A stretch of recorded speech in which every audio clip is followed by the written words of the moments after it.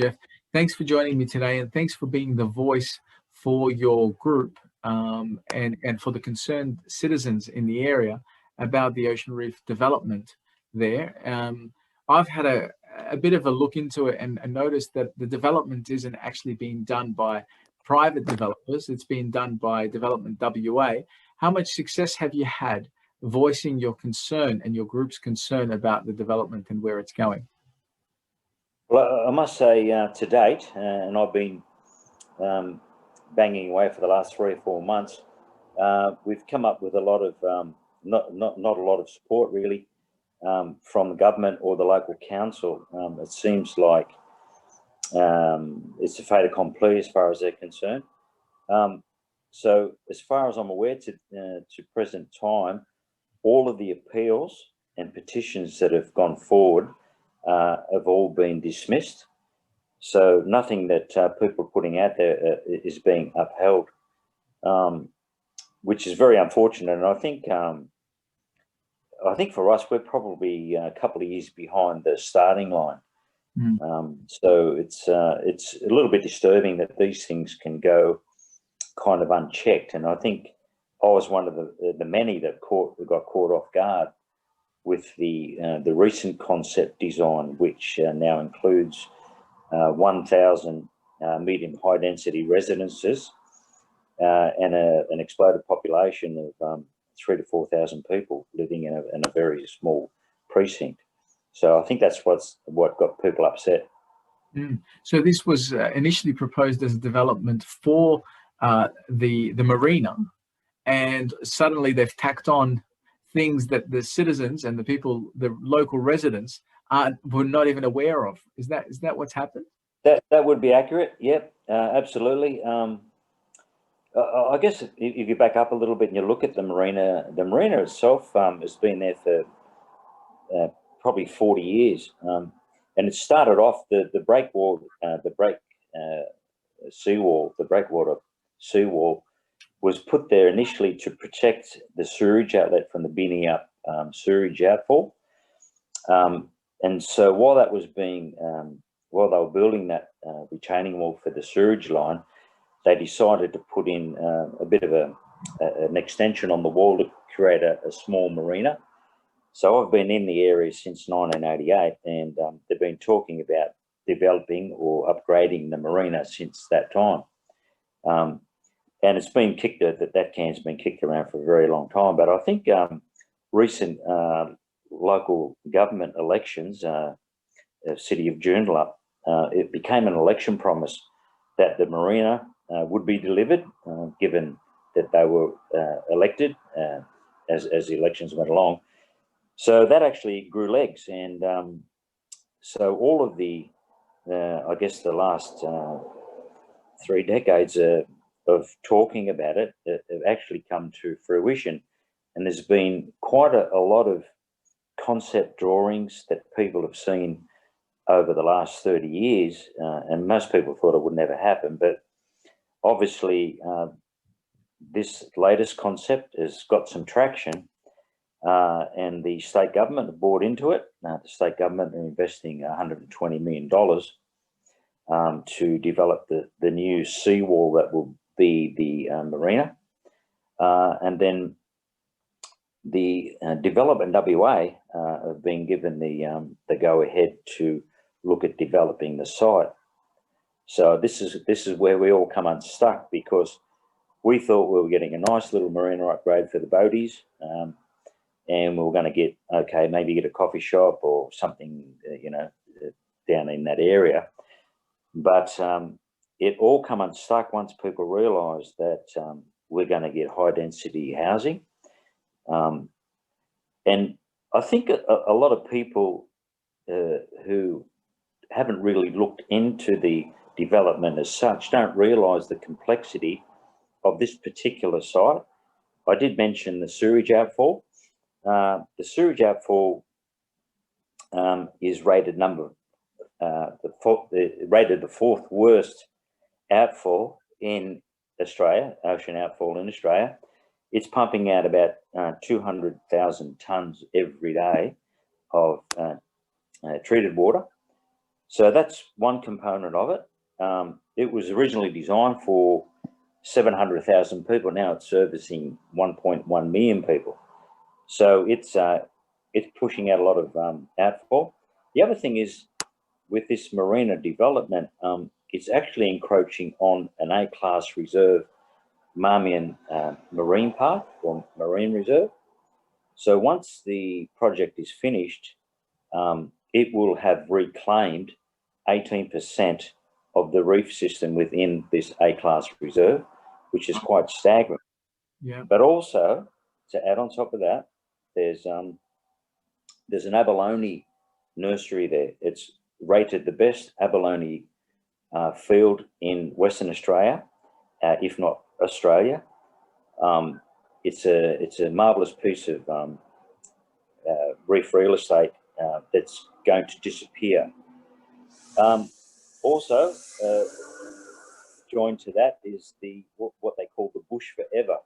So there's a 10-kilometre strip of bush that follows the coastline along, and there's a really beautiful pathway that people use every day. That's going to disappear. There's going to be a kilometre of that bush forever disappear. There's going to be, well, the actual pathway will disappear as well. It's a shared pathway that will disappear. So access to the beach, access to the marine park, you're basically going to have to walk through a housing estate. So it's very disappointing to see such an overreach. You know, we're going to have basically a site that's going to be probably 35% bigger than the Hillary's Marina. So it's quite a big footprint. And the fact that they're actually going to infill some of the ocean. So some of the cliffs are going to be leveled. There's going to be infill into the ocean. They'll be building close to the ocean. So we're going to lose our beautiful part of the coast. And to me, that's not on. And I just can't understand in the year 2020 why this sort of thing could still happen. Yeah. Well, it's quite shocking, because any private developer would have to go a rigorous process where, you know, voting, if you like, by local citizens would have to approve or help with the approval of the development. If everybody was up in arms for a local development, the council would have to hold off approval. In this case, it seems like they're pressing ahead, even though most citizens were probably notified of the initial intentions of the project, like you say, the upgrade of the marine and the marina. But now they want to do a lot more, and a lot more that people are not approving of and not condoning. And I think what you're saying, the residential development side of it, which is going to be quite large, 1,000 homes or so, 1,000 dwellings, ends up at your doorstep, right, on your street, which yeah. So all of a sudden you'll have all these people driving through to this new development, if it was to go ahead, that you never had before. Yeah. Well, that's exactly right. So it's going to be a quite in the population of the suburb, and obviously there's going to be traffic issues. But we've gone to council meetings, and I guess expressed our concerns. They've all been disregarded, I guess you could say. And basically the city of Joondalup are now saying, look, it's a development WA issue. Don't bother us anymore. Go and see development WA. So, you know, it's the old, handball to the next department. Yeah, exactly. So unfortunately, we've just had a petition in, petition 158. It went into the standing committee for the environment. That's come back as a negative, because basically what they do, they go to the ministers and the different departments to give their input, and a lot of the input is just I must say, it's just, to be frank, it's just lip service. It really is inaccurate. A lot of what they're saying, all the processes and all the due diligence is not real, because we've got a guy that's connected with our association who's done some rigorous research, and he's come up with some quite staggering facts that haven't even been looked at, which is quite disturbing. And the fact that, you know, you got the EPA, the Environmental Protection Agency, who should be rigorously interrogating all this information. It just seems that they've just rubber stamped it, and it's just mind blowing. Yeah, well, it's crazy because it's not just them. It should be also Department of Fisheries if it's got all that marine life, like you said, and the abalone industry there that will be completely affected. Like, imagine the livelihood of the people running that business or looking after that part. No, you're dead right, and they've actually been, unbeknown to us, independently, they've been appealing for a very long time. Sure. Because they knew this was coming, and they've kind of joined forces with us in a sense to get behind what we're doing, and we're getting behind what they're doing. But everything that's being said and being documented is just basically falling on deaf ears. Sure. How about the media? How's the media taken to this? Are they listening to the concerns? You know, look, the media's, you know, we've had a little bit of media coverage, but I must say the media, unless you're doing something really radical and there's something sensational happening, like, you know, you're chaining yourself to a bulldozer or something like that, they don't really get involved. So, you know, they kind of like the shock factor, and we don't really have a shock factor. We're just a bunch of residents who want to sort of bring to light some of the issues that are surrounding this particular project. We would like to actually see it revisited and redesigned. And as I say, the people involved in our protests aren't adverse to having the marina itself upgraded, because it definitely needs an upgrade. But you know, we're going to have a 64-hectare project, which involves a lot of housing, and a lot of the bush forever is going to disappear, and the reefs are going to disappear, and the abalone is going to disappear. But they're also including 550 boat pens. Now, currently, according to Department of Transport figures, we have a surplus of boat pens within the Hillary's boat harbour, the Mindari boat harbour, and the Two Rocks harbour. Boat ownership from 10, 11 years ago has actually dwindled markedly, and they're basing a lot of their needs analysis on a survey that was done in 2009. So, you know, I don't know who's going to be renting these boat pens.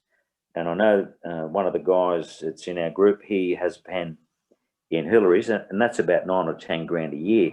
So I don't know how many people are going to fork out that kind of money. And I suspect these pens down here will be a lot dearer. Yeah, well, look, it's a development that is definitely contentious, and if it's something that the government's trying to push along, regardless of the concerned citizens in the area, that's definitely something that doesn't sound good at all. It doesn't sound, I mean, like we said before, if it was something in the private sector, we'd see it shut down pretty quickly. It probably wouldn't have even gotten this far. And the fact that it's had that concept change from what it was initially proposed to where it's heading now, I think that's the biggest alarm bells for the citizens involved, right? Yeah, I think it was, you know, look, to me, and I'd sort of been a little bit alert to what was happening, and I thought I was getting a really nice little project at the bottom of my street, but something nefarious happened there. Once development WA got involved, it suddenly became an infill of housing. And look, and the other thing is too, the government and the local government are spruiking that they've had all this wonderful community consultation and meetings and full support from the community, but I must say it's a lot of fake news, if I can use that term. You know, it wasn't until I got involved in this a few months ago that I realised that there was going to be a housing estate, and they keep banging away and talking about a survey that was conducted in 2009, and they've pinned all of their you know, we're going to do this because the people of Ocean Reef want it. Now, in 2009, they put a very small survey out. It went to 66,000 residences. And the question was, do you support the upgrade of the Ocean Reef Marina? Now, the figures that came back, 94% said yes, but only 17% of all of those surveyed gave a reply. So there was, out of 66,000 people, 17% of those people replied and said, yes, we support the marina upgrade. But also in that survey, people had the opportunity to comment, and 90, astounded, like 94, 95, nearly 100% of people said, we still want to maintain the aesthetics of the coastal area. So that, you know, really nice walk. We still want to have public access to the beaches. Now, obviously, they've chosen to omit those two particular requests, and now they just keep banging on and saying, look, 94% of Ocean Reef support it. Well, in reality, 94% of Ocean Reef don't support it. So, you know, it becomes a fake news story. Yeah. Definitely fake news story, but it also goes to show the power of statistics, how it can be used. You know, you can use the numbers to illustrate whatever point you like, depending on the narrative that you want to spin, you know. So they did perfectly accurate. This is it. And, you know, look, I'm just a layperson, and, you know, I'm apolitical, and like I said to you before, I'm an accidental activist.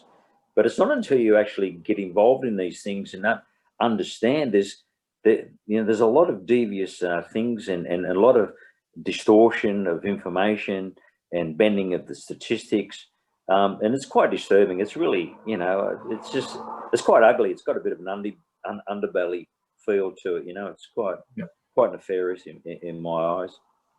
I think there's a lot of that going on in this world, unfortunately, Jeff, and this is the time in 2020, and if not now, then never. People need to be like you, courageous, become accidental activists, speak out about something that they care about, that they're passionate about, other than their local footy team or the team that they support, you know, in the grand finals. People need to be more passionate again. And I think Aussies, we've got this tendency of going, she'll be right, mate, you know, and just leaving it and becoming so complacent until it's too late. Until, you know, the development is starting down the road from you and they're starting to strip back the reef, destroy the abalone, destroy the ocean life. Who knows, maybe break that pipe that's bringing all those tons of sewage. High likelihood that that's going to happen. And look, the other thing is too, Bass, that the erosion issue hasn't been addressed. They're saying, oh no, we're not going to have any erosion. Particularly of the Mullaloo beach, which is a beautiful, beautiful beach. One of my favorites. Yeah, well, you know, we've had erosion. You only got to look at Sorrento, south of Hillary's Boat Harbour. There's retaining groins going out there to try and protect the erosion that's happening on that beach. And then the same thing's happened up at Mindarie. You've got all sorts of erosion happening north of Mindarie.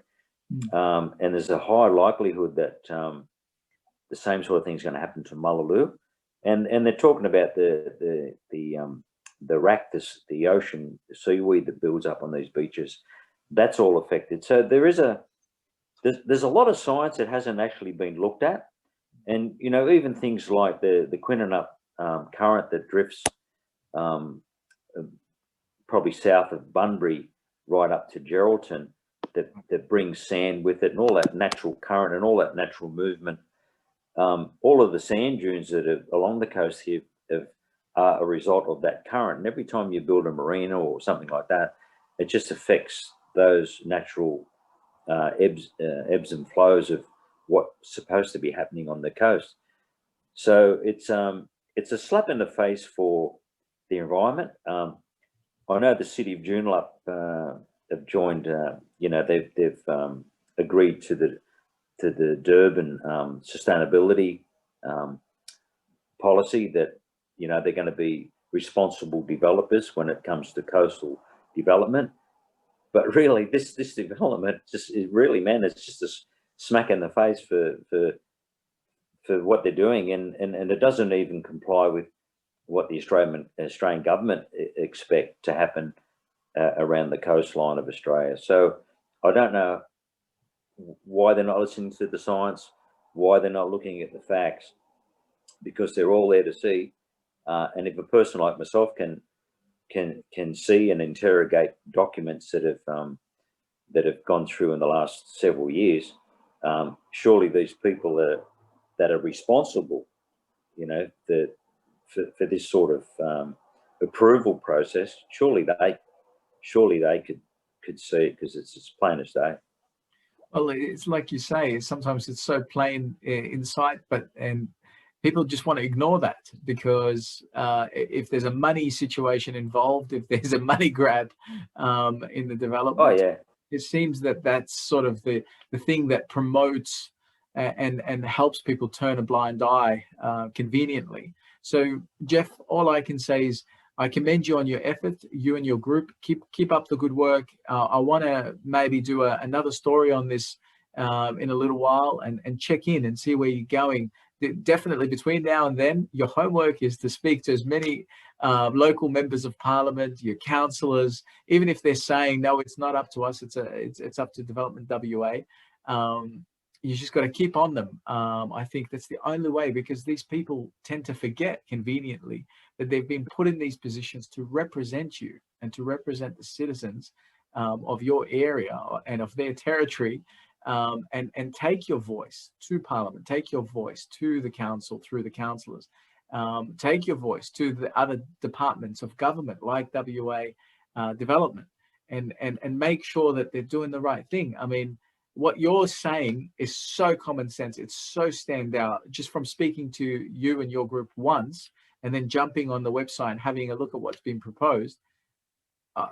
Like you said, I'm a layman as well. It's obvious. It's very clear that that's not what needs to be happening there. Yeah, no, that's well said, mate. Because that's exactly how we feel, and you know, we're not going to go away anytime soon. We're going to give some people some brain damage, hopefully, and hopefully we'll find a sympathetic ear, and we can possibly turn this thing around and get it re-looked at. But appreciate your support, mate. Absolutely, Jeff. I mean, that's what we're here to do. I love supporting community, and to see a community like yours struggling to get heard, the least I could do is you know, give you an ear and allow you to have the mic. Cheers, mate. Well done. Good on you, Jeff. Thanks again. See you, mate. See you, mate.